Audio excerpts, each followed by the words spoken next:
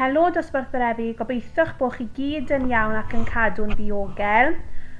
Dyma ni'n cyrraedd wythnos rhif 3, cynnal yr arbrawf. Felly, ydych chi wedi casglu eich offer yn barod? Yr offer sydd angen arnoch chi i gynnal yr arbrawf yw 2 tafell o fara, 1 maneg plastig, sebon i olchi'ch dwylo, 3 bag plastig clir, eich dwylo chi ac iPad.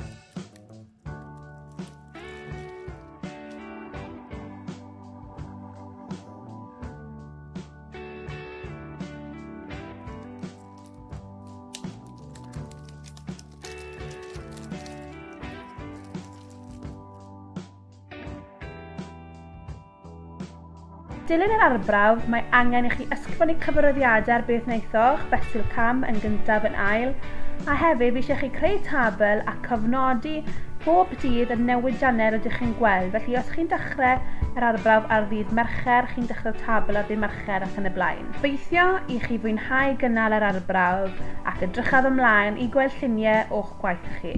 Pob hwyl dosbarth Brefi.